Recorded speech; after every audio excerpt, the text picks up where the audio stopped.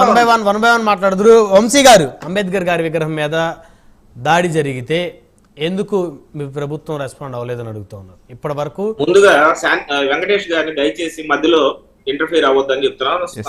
నేను మాట్లాడి దయచేసి విన్న తర్వాత మీరు మాట్లాడండి. Let me finish first.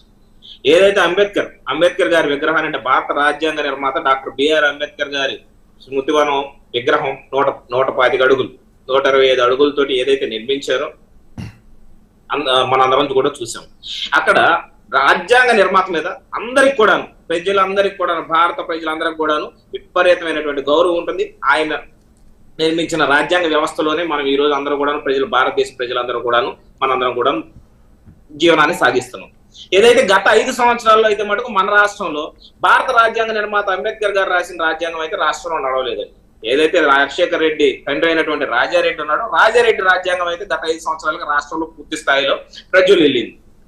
ఇంకోటి చెప్పదలుచుకున్నాను సార్, జగన్మోహన్ రెడ్డి అనే వ్యక్తి లేకపోతే వైఎస్ఆర్ కాంగ్రెస్ పార్టీ వాళ్ళు ఏదైతే మాట్లాడుతున్నారో, ఏదో పెట్టి టైటిల్ తీసుకొని మాట్లాడుతున్నారే, రాజశేఖర్ రెడ్డి జగన్మోహన్ రెడ్డి గారి పేరు ఏదో తొలగించారు భారత రాజ్యాంగ నిర్మాత పక్కన. భారత రాజ్యాంగ నిర్మాతతో పాటు తనకు తాను కూడా ఈక్వల్, నేను కూడా ఆయనతో పాటు సరి సమానం అని చెప్పేసి ఆటికి ఆయన అక్షరాలతో భూమికి జానడు ఉన్నటువంటి జగన్మోహన్ రెడ్డి గారు అక్షరాల్లో చూస్తే జగన్మోహన్ రెడ్డి గారు కూడా ఎత్తుతోటి అక్షరాలను పెట్టేసుకోవాలి. మీ నాయకుడు ఏమన్నా తాటి చెట్టు అంత బాగున్నాడా, ఏమన్నా లేకపోతే బాహుబలి అంత అడ్డంగా ఉన్నాడా? ఎవరో చూసుకోమంటారండి. మీ నాయకుడి సంగతి చెప్పాయా నువ్వు? ఈ రోజు అధికారంలోకి వచ్చావు, అధికారంలోకి వచ్చాక ఈ అడ్డగోలు దాడులు ఏంటి అని చెప్పేసి అని అడుగుతున్నా.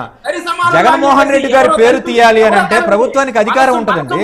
ప్రభుత్వం ఒక జీవో తీసుకొచ్చి దాని ద్వారా చేసుకున్న అఫీషియల్ గా జగన్మోహన్ రెడ్డి గారు మీకు అడ్డమైపోయారు. 1:all జగనన్న విదేశీ విద్యాన్ని పెట్టుకుంటాడా? ఎంత దుర్మార్గం అండి. మార్చుకోవా, నీకు ఇష్టమైన పేరు మార్చుకో. ఇప్పుడు ఈ రోజు అధికారం నీది, మీ ఇష్టం వచ్చినటువంటి పేరు మార్చుకో. ఎవరు కాదన్నారు? ఆయనేమో వైసీపీ వాళ్ళే చేశారంట, ఈయనేమో దానికి వంత పలుకుతాడు ఏంటి? అసలు అంబేద్కర్ విగ్రహం మీద అర్ధరాత్రి పూట లైట్లు తీసి దాడి చేశారు అనే దాన్ని కవర్ చేయడానికి జగన్మోహన్ రెడ్డి గారు భూమికి జానడు ఉంటాడు, లేకపోతే ఆయన పేరు ఈయనతో సమానంగా ఎంచుకున్నారు. ఏమైనా పక్కనే ఉన్న స్టాచ్యూ పెట్టుకున్నారా? అంబేద్కర్ గారి కాళ్ళ దగ్గర జగన్మోహన్ రెడ్డి గారి పేరు ఉందండి. విజయవాడలో లెగిసి పొద్దున్నే ఆ బందర్ రోడ్ లో తిరిగితే ఆ పేరు చూడంగానే వీళ్ళకి ఒళ్ళు జలదరిస్తా ఉంటది, నిద్ర పట్టదు. కాబట్టి వీళ్ళు ఏంటంటే ఆ పేరు చదివించాలి అని చెప్పేసి అనుకుంటున్నారు. వాళ్ళ దగ్గర పేరు వేసుకున్నారు. దాన్ని తొలగించడానికి మీకు అధికారం ఉంది, అఫీషియల్ గా చేయండి. అర్ధరాత్రి పూట కాదు, చీకటి పరిపాలనలు వద్దు. మీరు చేయాలనుకుంటే డైరెక్ట్ జీవో ఇచ్చి పేరు మార్చుకోండి.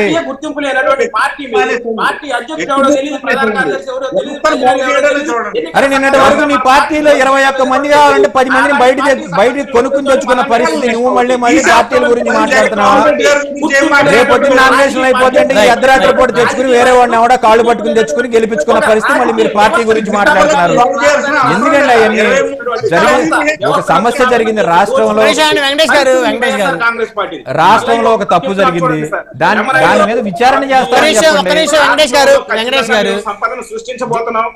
జగన్మోహన్ రెడ్డి గారు పార్టీలో పోటీ చేసిన వాళ్ళ మీద బహిరంగంగా ఇల్లీగల్ ఆరోపణలు వస్తా ఉంటే జగన్మోహన్ రెడ్డి గారు స్పందించే బాధ్యత లేదా? ప్రతిపక్షాల డ్యూటీ ప్రతిపక్షాలు చేస్తాయి, అధికార పక్షం డ్యూటీ అధికార పక్షం చేస్తుంది. అంటే ఎంకరేజ్ చేస్తున్నారా? ఇప్పుడు అలాగా సార్, అధికార పక్షానికి అధికారం ఉంది. ఇప్పుడు జగన్మోహన్ రెడ్డి గారు స్పందించాల్సిన అవసరం ఏముంది? అదే అంతే కదా. ఇప్పుడు వాళ్ళు కేసులు పెట్టుకున్నారు, విడిగా ఉంటున్నారు, సెపరేషన్ లో ఉన్నారు, ఆయన ఆస్తి రాసి ఇచ్చానంటున్నాడు, కోర్టులో కేసులు పెండింగ్ లో ఉన్నాయి. ఈ లోపల ఏంటంటే వాళ్ళని బద్నాం చేయడానికి ఈ కార్యక్రమాలు చేసేటువంటి పరిస్థితి. మరి విడాకులు ఇచ్చి పెళ్లి చేసుకున్న వాళ్ళ పెళ్లిళ్ళ గురించి ఏం మాట్లాడలేదు. విడాకులు ఇవ్వకుండా చేసుకున్నారని అబద్ధాలు చెప్తే జగన్మోహన్ రెడ్డి గారు అబద్ధాలు చెప్తే మీరు మాట్లాడాలి.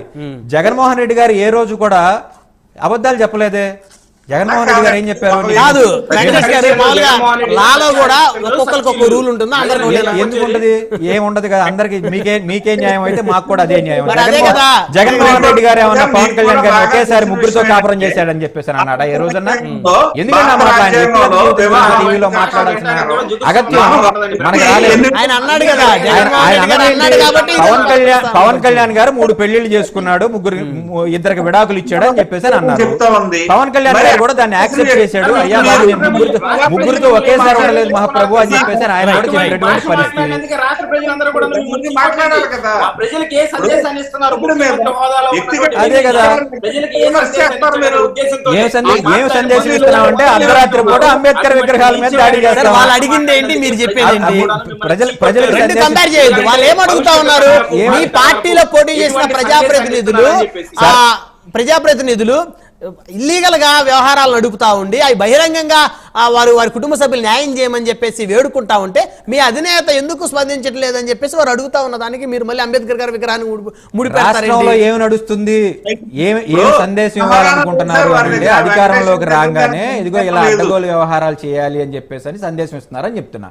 ఇక వాళ్ళ వ్యక్తిగతమైన కుటుంబ వ్యవహారాలు ఏవైతే ఉన్నాయో, అంటే మన అయితే వ్యక్తిగతం, పక్కన వాళ్ళు అయితే మనం ఏదైనా మాట్లాడవచ్చు. జనసేన పార్టీలో ఉన్నటువంటి కానివ్వండి, బీజేపీ పార్టీలో ఉన్నటువంటి కానివ్వండి, తెలుగుదేశం పార్టీలో ఉన్నటువంటి అక్రమ సంబంధాల గురించో సక్రమ సంబంధాల గురించో మాట్లాడాల్సిన అగత్యం వైఎస్ఆర్సీపీ పార్టీకి అధినేతకు గానీ మరో వాళ్ళకి గానీ 5 ఏళ్ళు మాట్లాడలేదు. కేవలం వాళ్ళ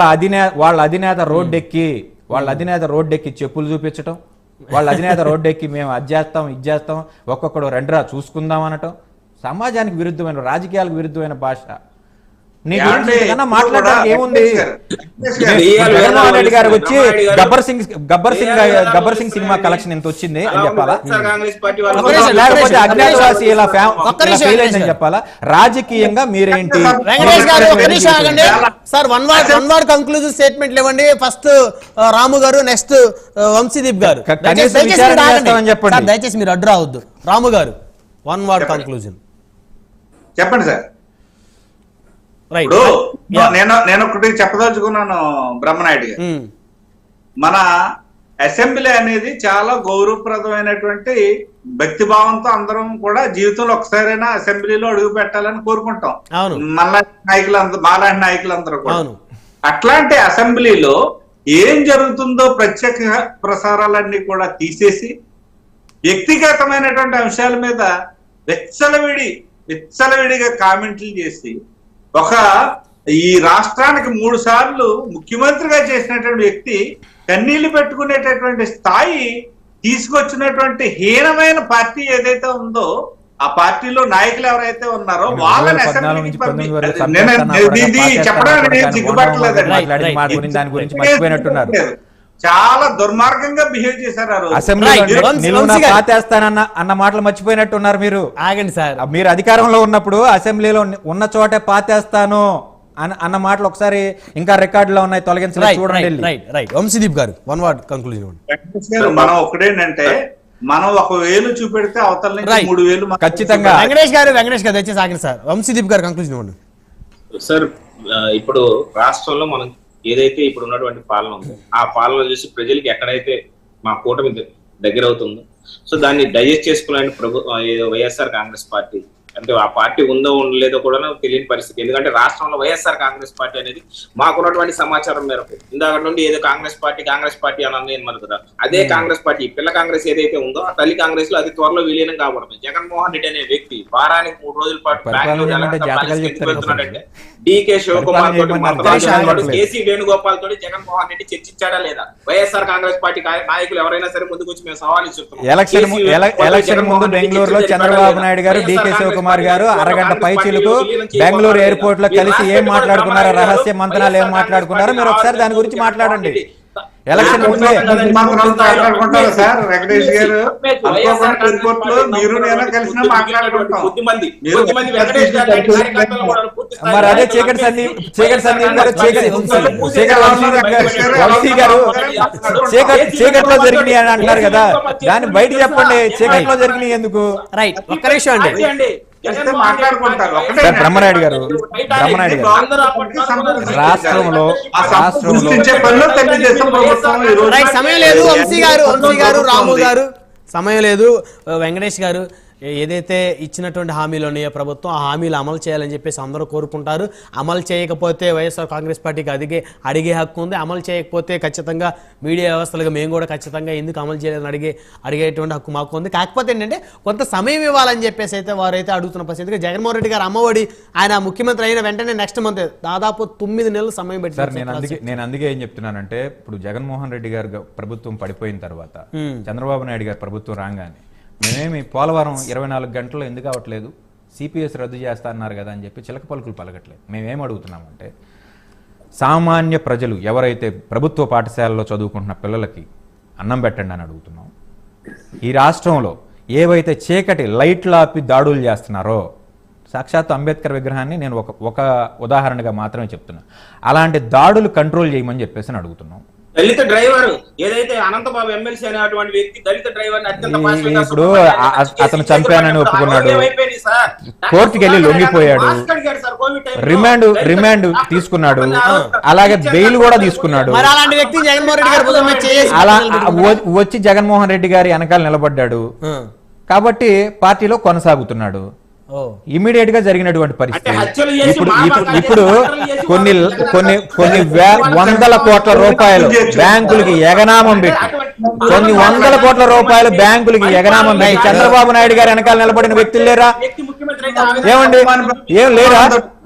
చుండూరు ఊచకోత కోసినటువంటి నాయకులు చంద్రబాబు నాయుడు గారు వెనకాల లేరా?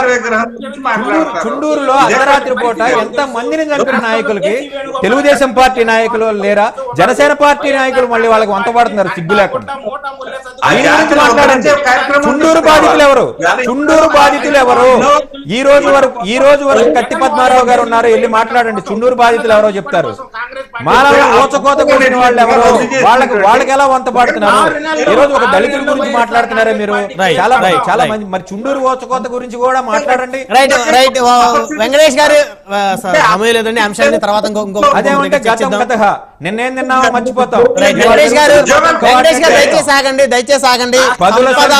వెంకటేష్ గారు సంపద సృష్టి జరగాలి, రాష్ట్రానికి పరిశ్రమలు రావాలి, పెట్టుబడులు రావాలి, తద్వారా వెల్ఫేర్ స్కీమ్స్ అమలు అవ్వాలని అందరం కూడా ఆశిద్దాం, కోరుకుందాం.